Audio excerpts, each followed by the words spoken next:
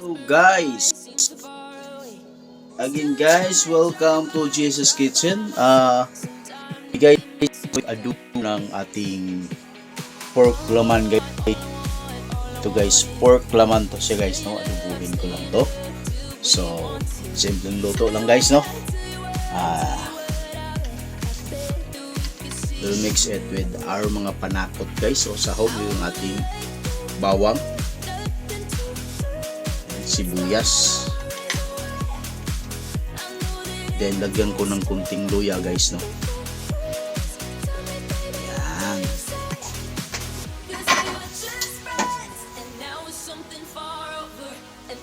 Then yung ating pamintang dahon guys. Yan.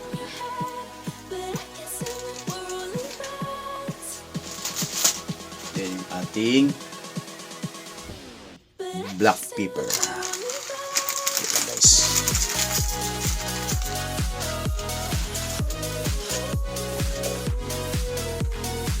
Add tayo ng kunting pork with cubes guys. Para malasang malasa guys, no? Bago natin pakuluan. Yan yung ating vinegar.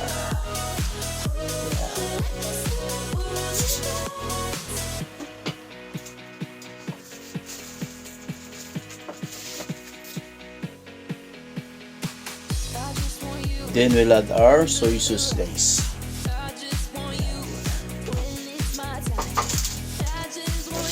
Add tayo ng kunting magic syrup guys. Pang padagdag lasa guys, no? Guys, lang. So yan na guys, naka-ready na. So pakuluan na natin to guys. So madali lang to maluto guys kasi yung ating karne is cubes yung cut guys na maliliit lang. So madali lang to siya guys. Again guys, don't forget to like, share, and subscribe sa aking channel, Jesus Kitchen. Hey hey hey!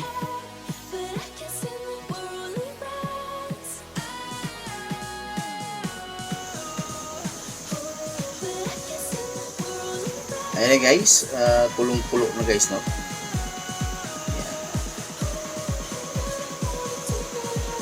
Hindi ko muna siya ginalaw guys, no?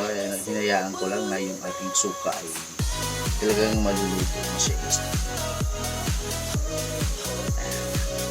Ito na guys, ang aking pork adobo. Luto na to siya guys. Pinainom ko lang konti. Ayan guys, ang bango ng amoy guys ng ating pork adobong laman.